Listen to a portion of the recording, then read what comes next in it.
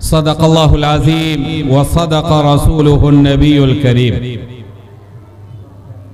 हज़रात मुहतरम सामईन किराम, बुजुर्गान मिल्लत, काबिल एहतराम दीनी भाइयों, बिलखुसूस आज के इस इजलास के मेहमान खुसूसी जमीयत उलमा ज़िला बेगूसराय के जनरल सेक्रेटरी हज़रत मौलाना मोहम्मद साबिर निज़ामी कासमी साहब दामत बरकातुहुम, दिगर मुअज़्ज़ज़ उलमाए किराम, आज की ये मजलिस जो एक अजीम निस्बत के साथ मुनाकिद हो रही है, आज इस बस्ती पे अल्लाह रब्बुल आलमीन का करम हुआ कि अल्लाह ताला ने अपने उलमा के क़ुलूब को और अपने नेक बंदों के दिलों को इस बस्ती की जानिब मुतवज्जे फरमाया और एक बड़े मकसद के तहत आज का ये प्रोग्राम मुनाकिद हो रहा है। बुजुर्गों, आपके इल्म में है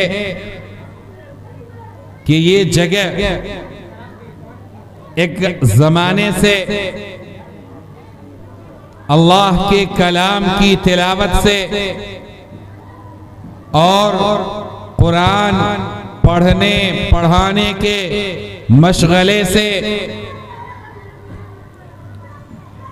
और कुरान करीम के हुरूफ की तस्हीह करने के लिए नूरानी कायदा की तालीम से और हिफ्ज़े कुरान करीम से आबाद रही है।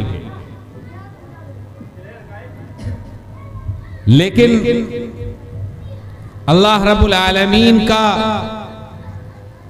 ये मंशा था कि ये जगह जिस तरह हमारे कलाम के आवाज से आबाद है, तो यहां बाज़ाब्ता मेरी निस्बत से घर कायम किया जाए, मेरी निस्बत से यहाँ पांचों वक्त सजदे हों, जुमा की नमाज हो, ईद की नमाज हो। अल्लाह ताला जज़ाए खैर अता फरमाए। इस महल्ले के चंद फिक्रमंद साथियों को, नौजवानों को कि उन्होंने इस नहज पे सोचा और ये तय किया कि आपसी मशवरे से बाज़ाब्ता इस जगह का मालिक अल्लाह रब्बुल आलमीन को बना दिया जाए। जानते हैं कि कल तक इस जमीन के मालिक जब आप थे तो ये जमीन आम जमीनों की तरह एक जमीन थी, ये जगह आम जगहों की तरह एक जगह थी। लेकिन जिस वक्त से आपने इस जमीन को अपनी मिल्कियत से निकाल दिया, अल्लाह की रजा के लिए, अल्लाह की खुशनूदी के लिए, अल्लाह के अज्र को हासिल करने के लिए नबी सल्लल्लाहु अलैहि वसल्लम ने जो बशारतें दी हैं, उन बशारतों को हासिल करने के लिए जब आपने इस जमीन को अल्लाह रब्बुल आलमीन के नाम से वक्फ कर दिया, यहाँ पे मस्जिद बनाने का, मस्जिद कायम करने का पुख्ता इरादा कर लिया और ये इरादा किया कि उलमाए किराम तशरीफ लाएंगे और आपको मस्जिद की अहमियत और वो जगह जहां पे अल्लाह के लिए सजदे किए जाते हैं उस जगह की अहमियत बताएंगे, तो इस मकाम में चार चांद लगेंगे। बुजुर्गों, रूए जमीन पे सबसे पहला वो घर जो सिर्फ एक अल्लाह की इबादत के लिए तामीर किया गया था, वो खाने काबा है।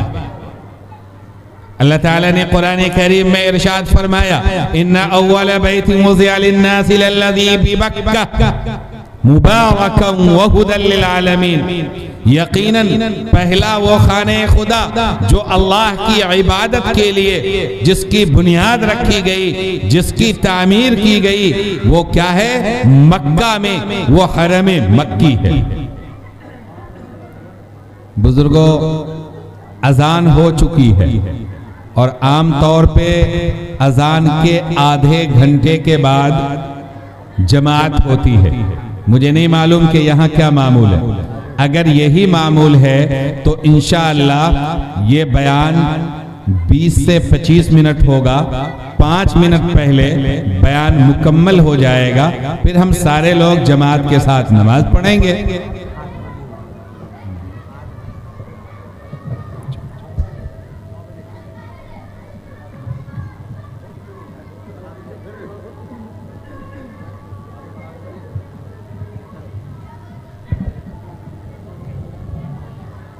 आप जो बताएं वो करेंगे।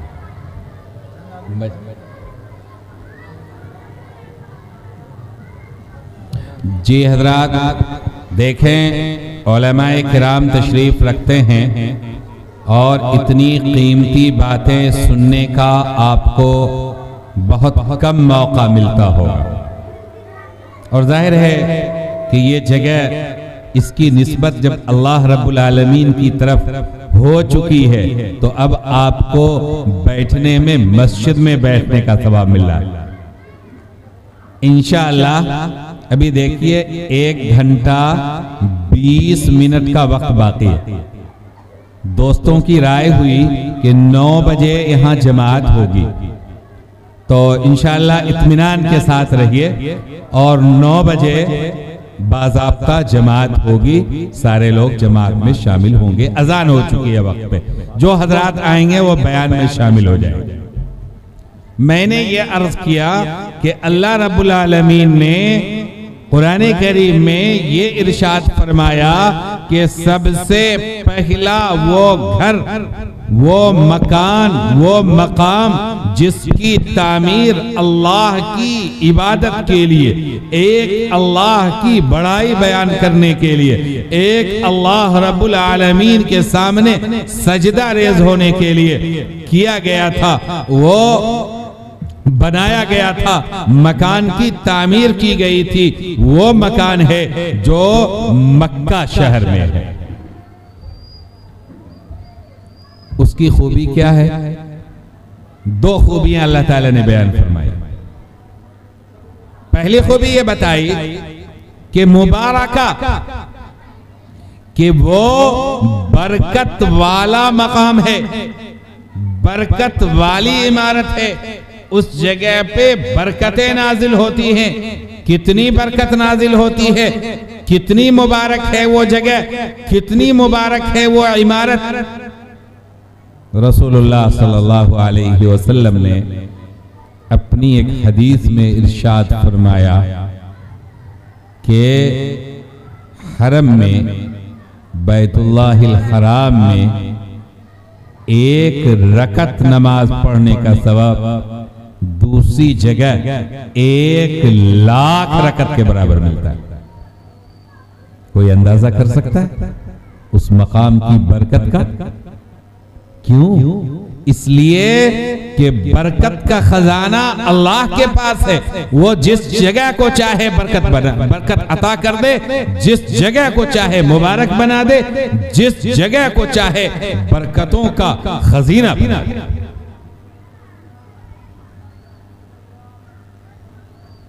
आप जरा अंदाजा कीजिए कि हजरत मूसा अला नबीना अलैहिस्सलातु वत्तस्लीम मदियन से वापस तशरीफ ला रहे हैं। मदियन से वापस तशरीफ ला रहे हैं और रास्ते में एक पहाड़ वाक़े है। वो पहाड़ जिसको तूर कहते हैं, कोहे तूर उसका नाम है। वहां से गुजरते हुए आपको अपने अहलिया की विलादत के वक्त करीब आने की वजह से आग की जरूरत महसूस होती है, या उस तारीकी में रास्ता पाने के लिए आग या रोशनी की जरूरत महसूस होती है। दूर रोशनी नजर आती है। हजरत मूसा कलीमुल्लाह तशरीफ ले जाते हैं, उस रोशनी के करीब होते हैं, पहाड़ से नीचे वादी की तरफ उतरते हैं। गैब से आवाज आती है, इन्नक बिलवादिल मुक़द्दसी तुवा। ए मूसा, आप इस पवित्र घाटी में हैं। ये घाटी जब तक अल्लाह रब्बुल आलमीन की तजल्ली वहां नहीं पड़ी थी, उस वक्त तक वो एक घाटी थी। लेकिन जब अल्लाह की तजल्ली हो गई उस घाटी पर, तो वो पवित्र घाटी बनी। फखलाना अलैक, आप अपने जूते उतार दीजिए। मेरे भाई, ये अदब का तकाजा है। इंसान के दिल में जब अदब होता है तो हर वो काम करता है जिसका ताल्लुक अदब से हो। अब आप देखें ना, पहाड़ पे इंसान जूते के साथ, बूट के साथ चढ़ता है ताकि पांव फिसले नहीं, पांव में कांटे न चुभें। लेकिन वही पहाड़ है, अल्लाह रब्बुल आलमीन फरमाते हैं कि आप अपने जूते को उतार दीजिए, इसलिए कि आप वादी मुक़द्दस में। वो वादी मुक़द्दस कैसे हो गई? इसलिए मुक़द्दस हुई कि वहां पे अल्लाह रब्बुल आलमीन से हजरते मूसा कलीमुल्लाह को शर्फ़े हम कलामी हासिल, गुफ्तगू करने का शर्फ हासिल हुआ, इसलिए वो वादी मुक़द्दस हो गई। मेरे भाई, यही वो वादी है, यही कोहे तूर है कि अल्लाह ताला ने आपको बुलाया। आपको ख्वाहिश हुई कि हम अल्लाह रब्बुल आलमीन की ज़ियारत कर लें, इन खुली आंखों से देख लें।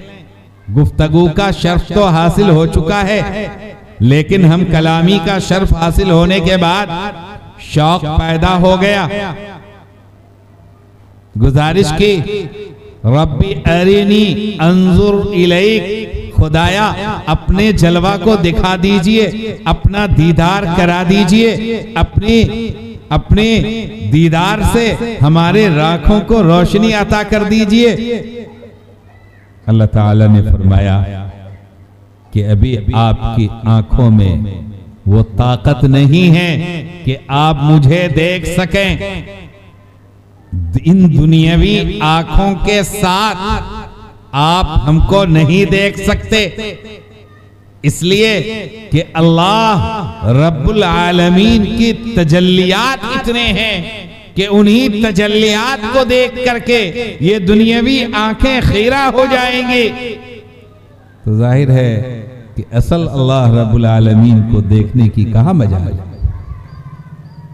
लेकिन गुजारिश हो चुकी है, दरखास्त हो चुकी है कि खुदावंदा आप अपना दीदार करवा दीजिए, अपना जलवा दिखा दीजिए। जलवा देखना चाहते हैं। अल्लाह ताला ने फरमाया कि मूसा हमारे कलीम, तुम्हारी ख्वाहिश तो अच्छी है, लेकिन जरा सा इम्तिहान हो जाए कि तुम्हारी आंखों में, तुम्हारे अंदर ये ताकत है कि नहीं कि मेरी तजल्लियात को बर्दाश्त कर सको। वलाकिन उन्जुर इलल जबल, आप पहाड़ की तरफ देखिए। अगर इस मंजर को देख लिया फसौफ तरानी, तो मुझे भी देख सकते हैं। लेकिन क्या हुआ, अल्लाह ताला ने जब उस पहाड़ पे अपनी तजल्ली नाजिल की, फखर्र मूसा साइका, हजरत मूसा अलैहिस्सलाम बेहोश होकर के ढेर हो गए, बेहोश हो गए। क्यों? उस मंजर को देखने की ताब नहीं ला सके। क्यों? ये दुनियावी आंखें हैं, इन आंखों में वो ताकत नहीं है। लेकिन जब अल्लाह ताला अहले ईमान को, अपने नेक बंदों को, अपने मुकर्रबीन को जन्नत में दाखिल फरमाएंगे तो वो जन्नती आंखें होंगी। वो क्या होंगी? बोलिए, जन्नती आंखें होंगी। उन आंखों में पावर इन आंखों से कई हजार गुना ज्यादा होगी। समझ रहे हैं? तो उनके बारे में, उन आंखों के बारे में जो जन्नत में होंगी, अल्लाह के नेक बंदों की आंखें, मोमिनों की आंखें, सहाबा की आंखें, अंबिया की आंखें, सुलहा और शुहदा और सिद्दीकीन और अंबिया की आंखें, उन आंखों के बारे में अल्लाह रब्बुल आलमीन ने इरशाद फरमाया, वजूहु यौमइज़िन नाज़िरतुन इला रब्बिहा नाज़िरा। बहुत सी आंखें वो होंगी जो बहुत से चेहरे वो होंगे जो तरोताजा होंगे। क्यों तरोताजा होंगे? उनके चेहरे पे शादाबी क्यों होगी? इसलिए कि उन्होंने महबूब हकीकी की ज़ियारत कर ली होगी। इला रब्बिहा नाज़िरा, वो अपने रब को देख रहे होंगे। बुजुर्गों, एक बंदे मोमिन से जब सवाल किया जाएगा कि मेरे बंदो, हमने सारी नियामतें अता कर दी, क्या कुछ कमी तो नहीं रह गई?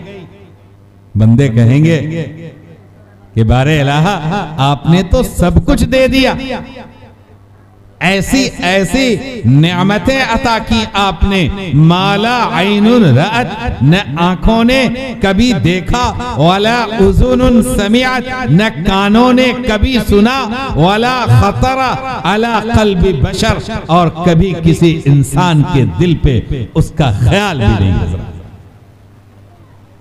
ऐसी नियामतें देखें कि इंसान बहुत सारी चीजों को आंख से देखता है। ये कुमकुमा है, ये सामने ऊपर आप देख रहे हैं कि खाने काबा की तस्वीर भी नजर आ रही है और गुंबदे खजरा की तस्वीर भी नजर आ रही है। आंख से देख रहे हैं उसकी छवि,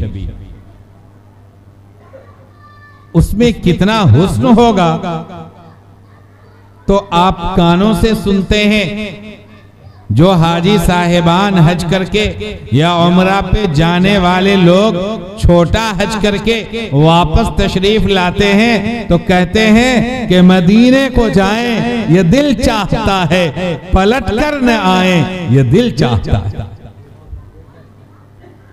तो मदीने को जाएं, ये दिल चाहता है, पलट कर न आए, ये दिल चाहता है। ये इसलिए दिल चाहता है कि वहां जो रौनक है, वहां अल्लाह की जो तजल्लियात हैं, जो बरकतें, जो नूर है, वो नूर बन के दिलों में समाए जाते हैं, नबी ये पाक दो आलम पे छाए जाते हैं। तो मेरे भाई, आपने कानों से सुना, किनकी जबानी? हाजी साहब की जबानी। उमरा करने के लिए जो मक्का या मदीना तशरीफ ले गए, उनकी जबानी। कभी ऐसा होता है कि न आपने आंखों से देखा, न आपने कानों से सुना, लेकिन ख्यालात की वादी। एक शायर एक मंजर कशी करता है, सोच की दुनिया कैसी होती है। अल्लाह ताला ने कुरान करीम में फरमाया, अलम तरा अन्नहुम फी कुल्ली वादी यहीमून, कि शायरों के बारे में क्या आपने नहीं देखा कि ये हर वादी में भटकते रहते हैं। ख्याली पुलाव पकाना सबसे आसान काम होता है। बाहर में पुलाव पकाइएगा तो बड़ी मेहनत करनी पड़ेगी, घंटों पहले चावल को भिगाना पड़ेगा, प्याज है, मसाले हैं, घी है, ये है, वो है। आग जली तो आग की तपिश लग रही है, जिसमें पसीने चल रहे हैं, इतनी मेहनत करने के बाद पुलाव बना। लेकिन ख्याली पुलाव आपने आंख बंद करके सोच लिया कि पुलाव बन गया। तो इंसान ख्यालात के घोड़े दौड़ाता है, या इंसान दिल में सोचता है कि ऐसी नियामतें, लेकिन अल्लाह रब्बुल आलमीन ने एक बंदे मोमिन को इतनी नेमतें अता की होंगी कि ये बंदा कहेगा कि बारे इलाहा रब्बुल आलमीन आपने तो सब कुछ दे दिया, हमारी सोच से बढ़ करके, हमारे ख्यालात से फजूतर आपने नेमतें दे दी, लिहाजा अब तो किसी चीज की जरूरत नहीं। अल्लाह रब्बुल आलमीन फरमाएंगे बंदे एक नियामत और मिलनी है जिसके तुम मुस्तहिक हो। वो नियामत क्या होगी? वो सबसे बड़ी नियामत होगी, अल्लाह रब्बुल आलमीन अपना दीदार करवा देंगे, अल्लाह रब्बुल आलमीन अपना जलवा दिखा देंगे। हज़रात, मैं ये अर्ज कर रहा था कि ये सारी नियामतों का खजाना अल्लाह रब्बुल आलमीन के पास है। ये सारी नियामतें जिस जगह को अल्लाह ताला चाहते हैं, जिस फर्द को चाहते हैं, जिस जमात को चाहते हैं, जिस कम्युनिटी को चाहते हैं, जिस ग्रुप को चाहते हैं, अल्लाह ताला अता कर देते हैं। लेकिन अल्लाह के यहां कुछ उसूल हैं। सुन्नतुल्लाह, ये अल्लाह की आदत है, ला तब्दील अली खल्क़िल्लाह। अल्लाह ने जो तरीके बनाए हैं उसको कोई बदल नहीं सकता है। अल्लाह ताला ने ये ऐलान फरमाया कि हमारा जो इनाम हुआ है वो किनको हुआ है? उलाइकल्लज़ीना अनअमल्लाहु अलैहिम मिनन नबिय्यीन वस्सिद्दीक़ीन वश्शुहदाई वस्सालिहीन व हसुना उलाइका रफ़ीक़ा। चार जमातें हैं जिन्हें अल्लाह ताला ने स्पेशलिटी अता की है, खुसूसियत अता की है। उन्हें अपने इनाम के लिए, अपनी रहमत के लिए, अपनी बरकत के लिए चुन लिया है। वो दुनिया की रुए जमीन की सबसे मुकद्दस जमात नबियों की जमात है। अल्लाह ताला ने उनको चुन लिया, अल्लाह ताला ने नबियों को चुन लिया। तो नबी को अल्लाह ताला ने अपना मुकर्रब बनाया, चुना, और नबियों के सरदार हमारे आका मदीने के ताजदार हजरत मोहम्मद मुस्तफा सल्लल्लाहु अलैहि वसल्लम, उनको मुस्तफा इसीलिए कहा जाता है कि वो चुने हुए हैं। अहमद मुज्तबा, मोहम्मद मुस्तफा, मुस्तफा माने चुना हुआ, और मुज्तबा माने मुंतखब किया हुआ। तो हमारे नबी सल्लल्लाहु अलैहि वसल्लम सबसे चहीते अपने रब के, इसलिए अल्लाह ताला ने नबियों की जमात को चुना। उसके बाद सिद्दीकीन की जमात है जो हमेशा सच बोलते हैं, सच को पसंद करते हैं, सच्चाई के प्रचारक हैं, सच को फैलाते हैं, पूरी जिंदगी सच्चाई के मुताबिक गुजारते हैं, दूसरों को सच्चाई की दावत देते हैं। वो सिद्दीकीन की जमात है जो हजरत सय्यदिना अबू बकर सिद्दीक रज़ियल्लाहु ताला अन्हु के नक्शे कदम पे चलते हैं। उनको भी अल्लाह ताला ने चुन लिया अपने इनाम के लिए, अपने करम के लिए, अपने एहसान के लिए। और तीसरी जमात शुहदा की जमात है जिन्होंने अपनी जान का नजराना पेश किया, जहां जरूरत पड़ी अपने खून का बलिदान दिया, अपने खून की कुर्बानी दी, अपने आप को अल्लाह के रास्ते में शहीद करा दिया, अपने आप को अल्लाह के दीन की सरबलंदी के लिए मलिया मेट कर दिया। ऐसे लोग जो अपने खून के नजराने पेश करके, अपने गर्दन के नजराने पेश करके, अपनी जान के नजराने पेश करके तारीख लिखते हैं, अल्लाह की रजा के लिए, तो वो अपना नाम अल्लाह के मुंतखब बंदों के फहरिस्त में लिखवाते हैं। और यही वो शहीदों की जमात है जिन्होंने कुर्बानी दी है, और उनकी कुर्बानी को अल्लाह रायगा नहीं करते हैं कि बगैर हिसाब किताब वो जन्नत में दाखिल होंगे।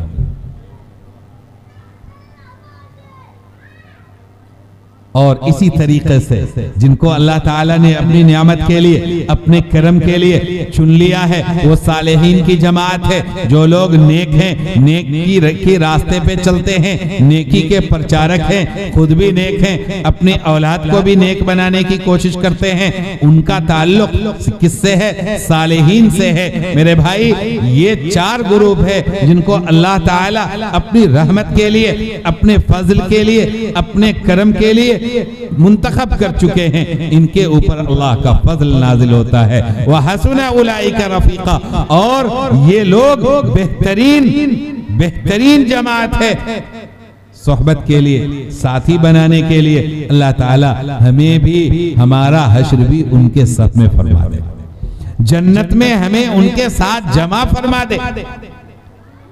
तो नबियों में से हजरत मूसा अलैहिस्सलाम कोहे तूर पर हैं, अल्लाह ताला ने अपनी तजल्ली नाजिल की, वो मुकद्दस वादी बन गई। हुक्म हुआ कि आप जूते खोल दीजिए, आप अपनी चप्पल खोल दीजिए, नंगे पांव आइए, पैदल आइए, ताकि ये अजमत का एहसास दिल में नक्श हो जाए। मेरे भाई, दिल में जितनी अजमत होगी, अल्लाह के यहाँ हमारा मकाम उतना बुलंद होगा। आप देखें कि आपकी एक्टिविटीज से, आपकी अदाओं से मोहब्बत का इजहार होना चाहिए। मस्जिद के पास आए, आपको थोड़ा झुकना चाहिए, थोड़ा आपको अटेंशन होना चाहिए। ये खुदावंदे रब्बुल आलमीन की बारगाह है, ये अल्लाह का घर है, इस घर की निस्बत अल्लाह की तरफ है। आप आए, ये नहीं कि मस्जिद का दरवाजा आ गया, गेट में दाखिल हो गए, लेकिन वैसे ही लाओबालीपन की बातें हो रही हैं, मस्जिद के अंदर दुनिया की बातें हो रही हैं, मस्जिद के अंदर ठट्ठे मजाक हो रहे हैं। मेरे भाई, ये इस बात की अलामत है कि आपने जाना ही नहीं कि हम कहाँ आए। अगर आपको पता होता कि हम अल्लाह के बारगाह में आए हैं, तो आप ठट्ठा नहीं करते, आप मजाक नहीं करते, आप बैठ के नमाज का इंतजार करते, आप अल्लाह की नेमतों को याद करके उस पे शुक्राने की नमाज अदा करते, आपके जबान पे तशक्कुर के कलिमात होते, आप मस्जिद में एतिकाफ की नीयत से बैठते। एक आदमी जब मस्जिद में बैठता है, नमाज के इंतजार में रहता है, फरमाया सरवरे कायनात मदनी आका जनाबे मोहम्मद रसूलुल्लाह सल्लल्लाहु अलैहि वसल्लम ने कि माज़ाला अहदुकुम फी सलात मादामा यंतज़िरु सलात, कि एक शख्स नमाज के इंतजार में अगर मस्जिद में बैठा हुआ है तो उसे नमाज पढ़ने का सवाब मुस्तकिल मिलता रहता है। आप नमाज नहीं पढ़ रहे हैं, आप अपने जिस्म को थका नहीं रहे हैं, बैठे हुए हैं, लेकिन फिर भी अल्लाह ताला आपको सवाब नमाज पढ़ने का अता फरमा रहे हैं। तो इसलिए आप एहतराम का इजहार इंसान के कल्ब से होना चाहिए, इंसान की एक्टिविटीज से होना चाहिए। मस्जिद आए तो एहतराम का इजहार होना चाहिए। पुराने पाक को देखा तो उसका एहतराम होना चाहिए, उलमा को देखा उनका एहतराम होना चाहिए, मस्जिद के मीनारे नजर आए उनका एहतराम होना चाहिए, अजान के कलिमात सुनने में आए उनका एहतराम होना चाहिए, अजान का जवाब देना चाहिए, मदरसे का एहतराम होना चाहिए, दीन से वाबस्ता जो शख्सियात हैं उनका एहतराम होना चाहिए, मदरसे में पढ़ने वाले तलबा का एहतराम होना चाहिए। ये सब कब होगा? जब दिल में अल्लाह की मोहब्बत होगी कि ये सारी चीजें वो हैं जिनको देखकर अल्लाह की याद आती है, अल्लाह के रसूल की याद आती है, लिहाजा इनका भी एहतराम करो। अल्लाह रब्बुल आलमीन ने खाने काबा, दुनिया में जितनी मस्जिदें हैं उन सब की निस्बत किस मस्जिद की तरफ है? खाने काबा की तरफ है। आप इस रुख पे नमाज पढ़ते हैं, क्यों? ये रुख खाने काबा की तरफ जाता है। अगर कोई इंसान आए और कहे कि हुजूर उधर नमाज नहीं पढ़नी, इधर नमाज पढ़िएगा, हाँ आप कहेंगे कि नमाज होगी तो उधर ही होगी, इधर नहीं होगी। अगर कोई मस्जिद पश्चिम रुख नहीं उत्तर रुख बन जाए, वो मस्जिद कहलाएगी? नहीं कहलाएगी। ये मस्जिद मस्जिद है इसलिए इसमें अजमत है। क्यों अजमत है? इसलिए कि इसकी निस्बत खाने काबा की तरफ है।